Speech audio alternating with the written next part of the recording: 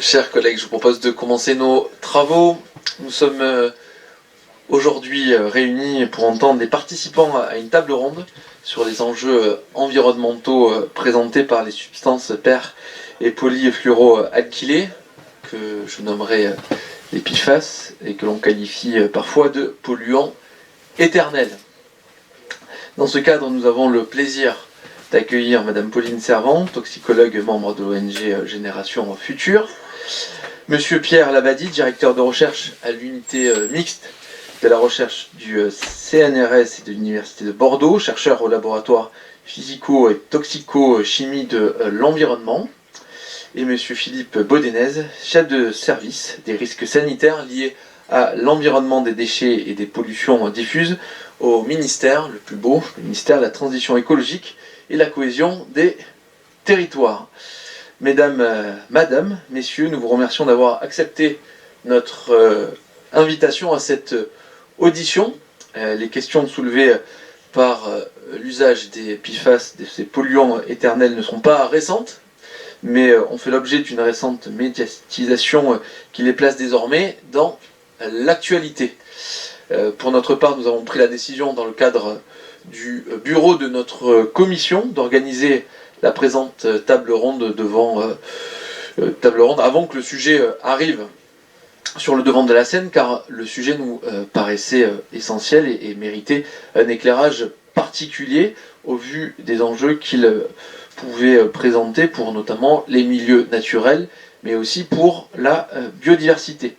Nous étions aussi bien évidemment préoccupés par les alertes concernant de possibles conséquences en matière de santé environnementale. Cette audition vise donc à informer les députés sur plusieurs points. Plusieurs questions effectivement se posent. Que sont ces polluants dits éternels et dans quels produits, à l'occasion de quel usage les trouve-t-on? Quelles sont leurs propriétés chimiques, leur implication pour les milieux naturels et au-delà pour la santé environnementale? En quoi sont-ils des polluants éternels particulièrement préoccupants? Quelles sont les certitudes scientifiques? Existe-t-il des zones d'ombre qui nécessitent des recherches? Et enfin, quelles sont les mesures déjà prises par les pouvoirs publics ou sur le point de l'être pour protéger contre les risques présentés par ces substances? Je pense en particulier au plan d'action ministériel sur les PFAS 2023-2027 présenté en janvier dernier. Mesdames, Messieurs, et je l'espère avec une écoute attentive de nos collègues, parce qu'il y a beaucoup de bruit ce matin, je vais vous laisser la parole. Chers collègues, s'il vous plaît. Chers collègues, s'il vous plaît. Je vais vous laisser la parole pour un propos introductif d'une vingtaine de minutes. Merci.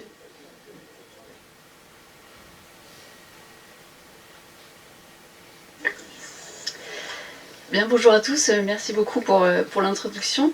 Donc je me présente, je suis Pauline Servant, toxicologue et membre de l'ONG Génération Future. Donc PFAS, perfluorés, polluants éternels, autant de termes que l'on retrouve de plus en plus dans les médias et qui commencent à vous intéresser, vous législateurs, la preuve en est aujourd'hui. Pourtant, cette problématique est loin d'être nouvelle. Ces substances synthétisées pour la première fois aux États-Unis dans les années 40 sont largement utilisées partout dans le monde depuis les années 50, dans divers domaines industriels et produits de consommation courante. Depuis plus de 70 ans donc, les PFAS sont utilisés et émis dans la nature. Comme rien ne les détruit, et c'est pourquoi on les nomme polluants éternels, leur concentration dans l'environnement ne fait qu'augmenter et finissent par atteindre des niveaux dangereux à la fois pour les écosystèmes et pour l'homme. Et c'est bien à ce stade que nous nous trouvons aujourd'hui. En 2022, une étude scientifique a en effet démontré que la limite planétaire de la pollution chimique serait dépassée à cause de la pollution au PFAS. Les chercheurs ont en effet montré que l'eau de pluie partout dans le monde contient des PFAS à des teneurs supérieures aux limites recommandées pour l'eau potable aux États-Unis. Les premières alertes sur cette pollution nous viennent des États-Unis au début des années 2000, soit 50 ans après le début de leur utilisation massive. En 2019, le film Dark Waters a grandement contribué à faire connaître ces substances. En Europe, les alertes ont été plus tardives. Elles viennent pour la plupart des associations et des médias et se succèdent depuis 2 ans avec un intérêt croissant par les médias et politiques.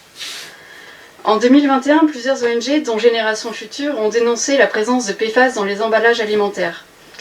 En mai 2022, la pollution autour de la zone industrielle de Pierre-Bénite, au sud de Lyon, a été révélée par des équipes de France Télévisions avec l'aide de Génération Future.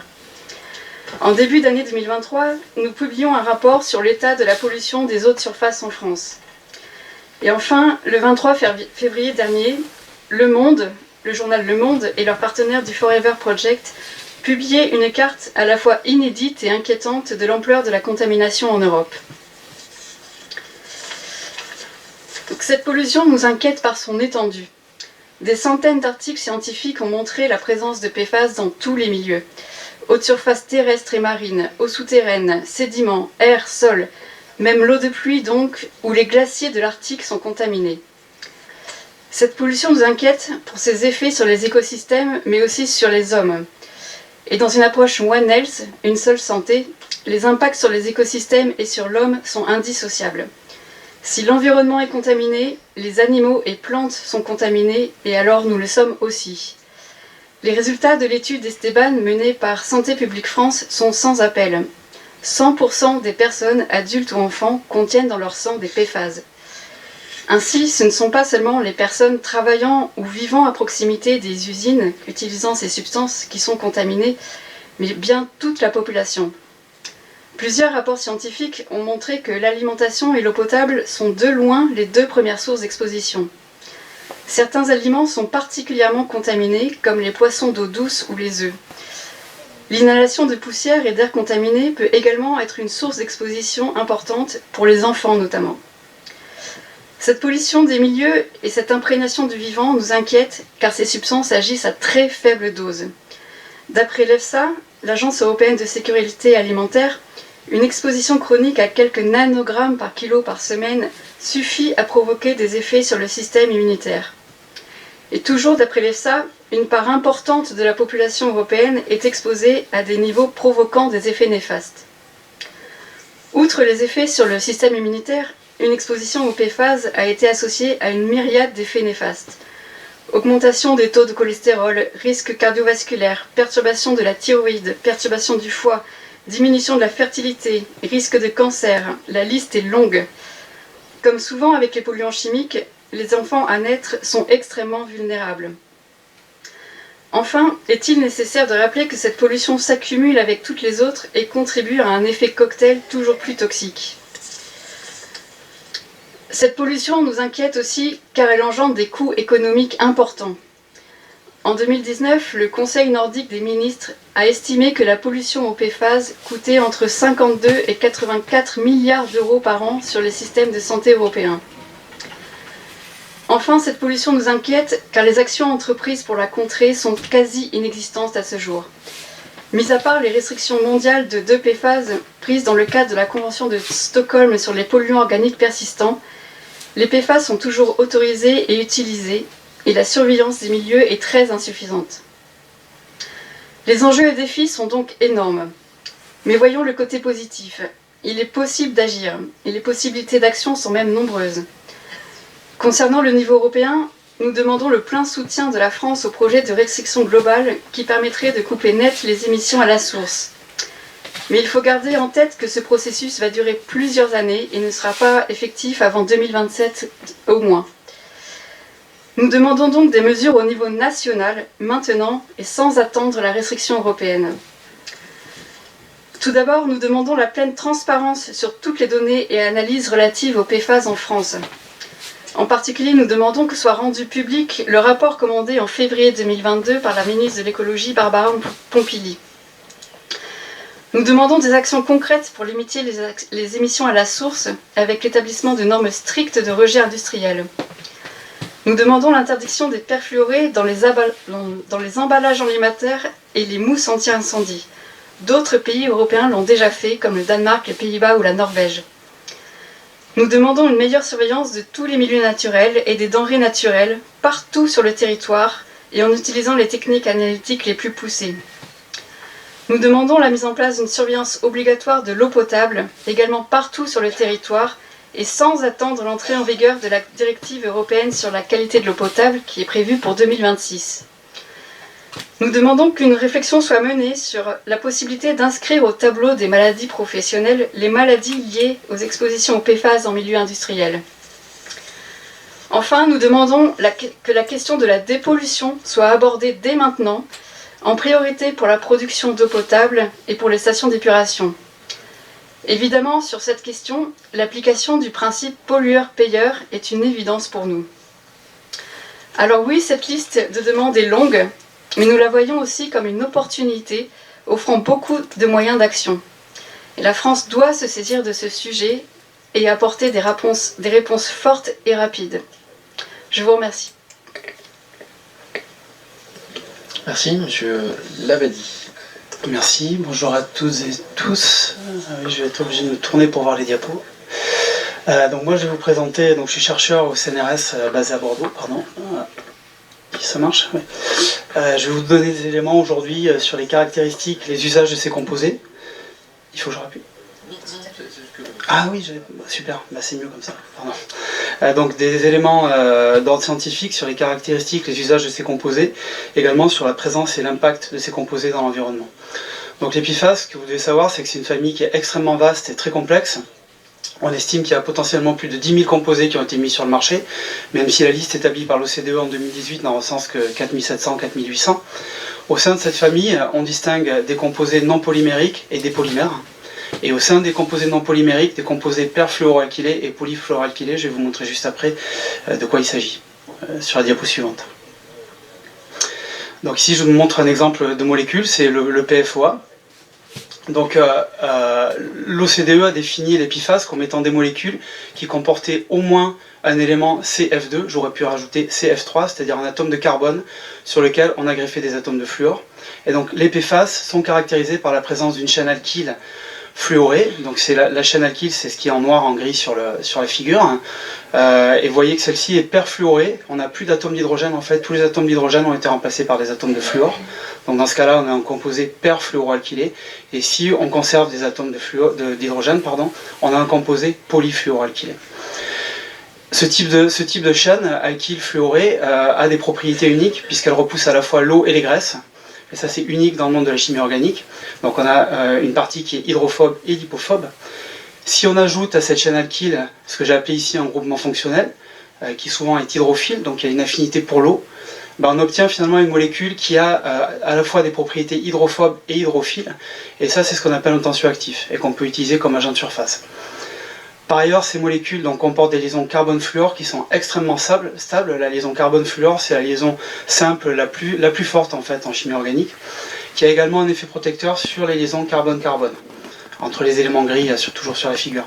Et ces deux éléments confèrent en fait à ce type de molécule une très grande stabilité chimique et thermique, j'aurais pu dire extrême, a fortiori dans le cas des composés perfluoroalkylés. Alors, ces propriétés ont motivé l'utilisation de ces composés dans de très nombreuses applications depuis les années 1950, comme ça a déjà été dit. Donc ici, je ne fais pas une présentation exhaustive, je présente quelques utilisations principales, notamment dans le cadre industriel, formulation de mousse anti-incendie, formulation de pesticides et également de fluides fonctionnels. On trouve également ces composés dans de très nombreux produits manufacturés, des emballages alimentaires, des textiles techniques, notamment dans le domaine médical, mais pas uniquement, des ustensiles de cuisson, etc. Et ce qu'il faut savoir, ce sont des composés qui sont produits à des échelles très importantes. Là, je vous donne juste un ordre de grandeur pour les fluoropolymères, c'est de l'ordre de 300 000 tonnes par an à l'échelle planétaire. C'est pas au niveau national, c'est à l'échelle planétaire, et c'est pas juste sur une année, ça fait des décennies que ça dure. Diapo suivante, merci. Alors la communauté scientifique, et notamment en sciences de l'environnement, elle s'est pas trop intéressée pour l'instant aux polymères, elle s'est focalisée sur les composés non polymériques, donc des composés plus petits, qui ont des émissions et un comportement très complexe dans l'environnement. Pour ces composés, on peut distinguer des sources directes, qui sont liées directement aux usages de ces composés, et également des sources indirectes, puisqu'on les retrouve comme impuretés dans les fluoropolymères, et que ces composés de petite taille peuvent aussi résulter de la transformation dans l'environnement de composés plus complexes. Alors, ce qui est important à retenir, ce que j'ai essayé de mettre en gras ici, c'est que pour certains sous-groupes de PFAS, j'en cite deux ici, les acides carboxyliques et sulfoniques, il n'y a pas de processus de dégradation connu dans l'environnement. C'est-à-dire qu'une fois qu'ils sont émis, ils persistent dans l'environnement, ce qui nous amène à les qualifier parfois de polluants éternels. Ce qu'il faut savoir aussi, c'est que tous les PFAS ne sont pas des polluants éternels, mais la dégradation de tous les PFAS non persistants génère des PFAS persistants. Et donc par exemple au titre de la réglementation REACH, ça amène le fait que les produits de transformation soient persistants, ça amène à considérer les composés parents comme des composés persistants, qui posent un problème environnemental de ce point de vue-là.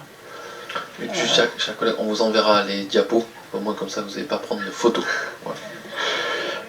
Sur la diapo suivante, voilà. Alors sur la diapo suivante, en fait, ce que je veux vous dire ici, c'est que, donc ça a déjà été dit un petit peu dans la présentation précédente, c'est que la présence de ces composés, elle est avérée à l'échelle planétaire, à l'échelle globale, dans tous les compartiments environnementaux.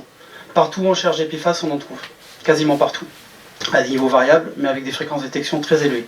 Et ça, c'est très bien documenté, notamment pour les écosystèmes aquatiques, qu'on considère souvent comme un réceptacle majeur pour les PFAS, pour de nombreux polluants, mais pour les PFAS en particulier, y compris en milieu marin. Et ces composés, on les trouve aussi chez les organismes vivants, et ça c'est lié à deux processus, la bioaccumulation et la bioamplification. La bioamplification, c'est le transfert des composés dans la chaîne alimentaire.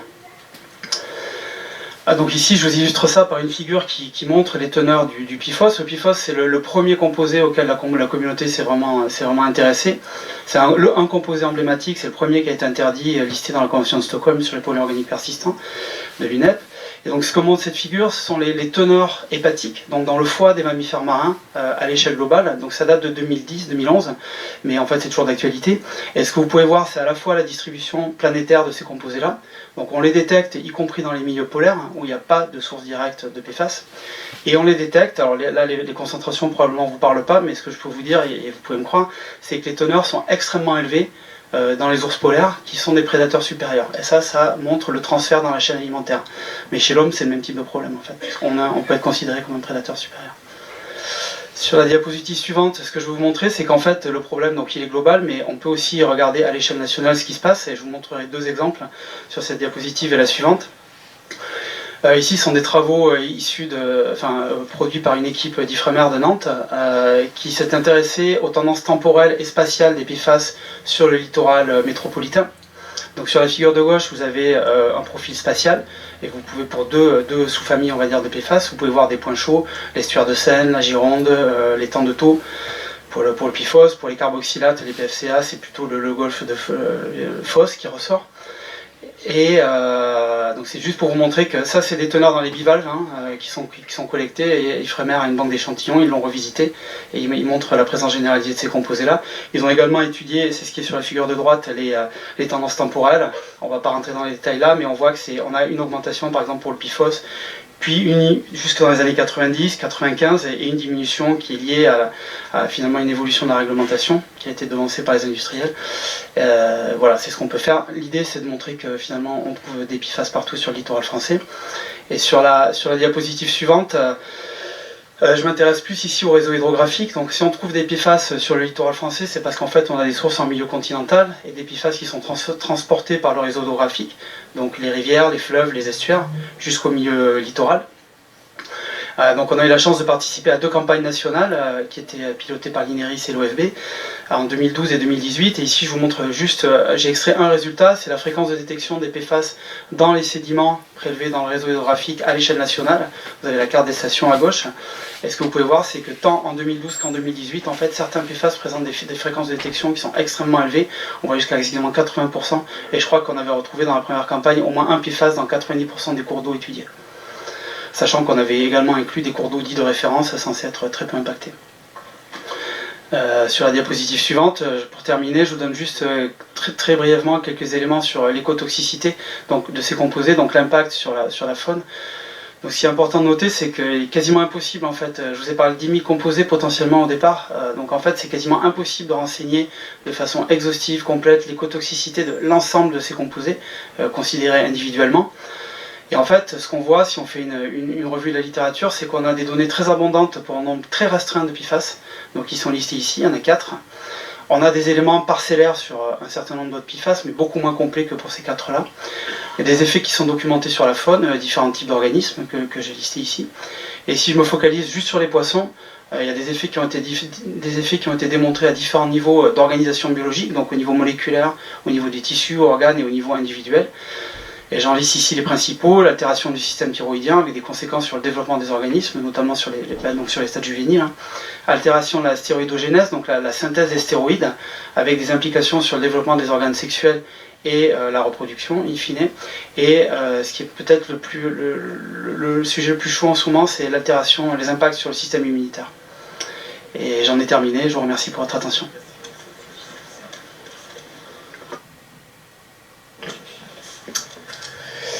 Bonjour à toutes et à tous, Philippe Bodenès de la Direction Générale de la Prévention des Risques. Alors, par rapport au constat qui est fait et que nous partageons, hein, c'est-à-dire sur le fait que ce sont des substances qui sont très résistantes, qui sont très persistantes dans l'environnement, sur le fait qu'il y a quelques substances qui sont relativement bien connues et d'autres qui le sont nettement moins, et sur le fait qu'il faut prendre des mesures assez fortes pour réduire les niveaux de contamination. Le gouvernement a sorti en janvier 2023 un plan pour une réduction massive de la contamination au PFAS dans l'environnement. Le premier point, ça concerne l'établissement de valeurs de référence par rapport au niveau des rejets industriels qui sont susceptibles d'utiliser ces substances. Grosso modo, il y a deux types d'industriels qui sont susceptibles de rejeter ces substances, soit parce qu'elles les produisent, et aujourd'hui en France, il y a 5 sites industriels où il y a de la production de PFAS, et là, il y a des arrêtés qui ont été pris pour imposer des mesures pour regarder quelles sont les concentrations d'un certain nombre de types de PFAS dans les rejets des industriels en question. Il y a aussi la nécessité d'établir des valeurs de référence pour les rejets des autres types d'industriels qui utilisent ces substances. Et ces substances, on peut les retrouver, comme ça a été dit, dans la fabrication de papier, dans la fabrication d'emballage. C'est utilisé aussi dans la mécanique, c'est utilisé dans le traitement de surface. Et donc pour les entreprises qui utilisent ces substances-là, il est nécessaire également d'établir des valeurs limites de rejet pour les industriels qui seraient susceptibles de rejeter ces substances. Nous avons engagé du coup un travail avec les appuis techniques du ministère, que sont l'INERIS, l'Institut national sur les risques industriels, de manière à ce qu'ils puissent travailler à la fois sur les méthodes de surveillance de ces différentes substances, car on doit les chercher à des niveaux qui sont très faibles. On parlait tout à l'heure du nanogramme par litre. Les seuils de détection sont extrêmement bas, et donc il faut développer des méthodes pour être capable d'aller rechercher les substances aux concentrations assez basses qui sont en jeu. Et l'INERIS a travaillé sur justement des méthodes pour surveiller 20 PFAS à la sortie des rejets de ces industriels. Ensuite, il y a un deuxième sujet, c'est la restriction, hein, et Pauline l'a évoqué tout à l'heure, ce travail qui a été engagé par 5 États membres, enfin 4 États membres de l'Union européenne, les Allemands et les Néerlandais, les Suédois, les Danois et les Norvégiens ont travaillé à cette restriction. C'est une restriction qui vise l'ensemble des substances, hors celles qui se dégradent assez rapidement, donc celles qui ont une demi-vie assez courte, et avec une logique d'interdiction par famille du fait de la persistance de ces substances dans l'environnement. Voilà. Il y a dans ces substances des substances qui sont problématiques pour la santé, et on l'a évoqué tout à l'heure, le PFOA et le PFOS sont bien connus pour leurs aspects et leur toxicité, mais la restriction qu'elle est proposée aujourd'hui par les 5 États qui ont travaillé à cette restriction ont une visée plus large en souhaitant interdire les substances sur la base de leur persistance dans l'environnement, et j'y reviendrai sans doute tout à l'heure. Ensuite, il y a un troisième point qui est important, c'est la connaissance des milieux et le fait qu'il faut mettre en place des contrôles supplémentaires, notamment sur l'eau potable. On dispose de normes assez récentes au niveau européen sur ces questions. Hein. Sur l'eau potable, jusqu'à présent, on avait des restrictions sur le PFOS. Désormais, on a une directive européenne sur l'eau potable qui fixe une valeur limite de 100 nanogrammes par litre pour une famille de 20 PFAS et qui fixe également une autre valeur, qui est une valeur de 500 nanogrammes par litre pour l'ensemble des PFAS qui pourraient être mesurés dans les eaux potables. Donc eh bien, les ARS vont être amenés à faire des contrôles sur les eaux potables.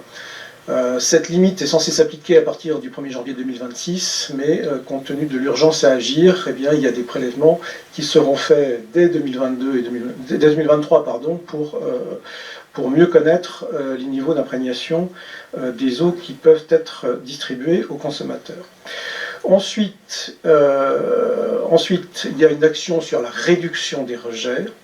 Donc, pour réduire les rejets des industriels, la DGPR travaille à un arrêté ministériel qui concerne potentiellement environ 5000 industriels et qui va imposer des mesures sur les PFAS qui sont susceptibles d'être rejetés par ces industriels et notamment les 20 substances qui sont réglementées au titre de la directive sur l'eau potable. Ce projet d'arrêté sera soumis d'ici quelques jours à la consultation du public. Il passera en Conseil supérieur de prévention des risques technologiques et il a vocation à être publié à la fin du premier semestre de cette année. Il comportera a priori il portera sur une durée de 3 mois, c'est-à-dire qu'on va demander aux industriels pendant 3 mois, chaque mois, de faire des prélèvements et des mesures pour regarder quelles sont les concentrations en PFAS dans les rejets en question. Sur cette base-là, et sur la base des travaux qu'on a engagés par ailleurs avec l'INERIS et l'ANSES sur les valeurs de référence de rejet, eh bien, il sera imposé des valeurs limites de rejet aux industriels en question, le temps que la restriction appelée par le règlement REACH soit devenue opérationnelle. Un point important, et ça a été dit également par Pauline Servan tout à l'heure, c'est la transparence. Lorsque il a été détecté des PFAS à la sortie des rejets de l'usine Arkema de Pierre-Bénite, eh bien, à chaque fois qu'on a demandé des mesures industrielles, qu'on a reçu les mesures des industriels, nous avons publié les mesures. Quand il y a eu des analyses sur le potable, nous avons publié les mesures sur le potable. Quand il y a eu des analyses de fait dans l'environnement, on publie les analyses en question. Quand il y a des analyses sur les œufs, comme ça a été le cas récemment, nous publions les analyses en question. Et donc, toutes les données qui sont récupérées sur les niveaux de contamination ou d'imprégnation, soit des rejets, soit de l'environnement, ont vocation à être publiées. Et puis, dernier point de ce plan, c'est il existe, alors ça c'est plutôt piloté par la direction de l'eau et de la biodiversité, qui est une autre direction du ministère, mais il existe un plan sur les micropolluants. Parmi les micropolluants, on va par exemple trouver les microplastiques, ou bien on va retrouver des résidus de médicaments, des substances de ce type-là. Eh bien, il y aura des actions dans le cadre de ce plan micropolluant pour également mieux surveiller, mieux contrôler les rejets de ces substances dans l'environnement. Voilà ce que je souhaitais dire à ce stade.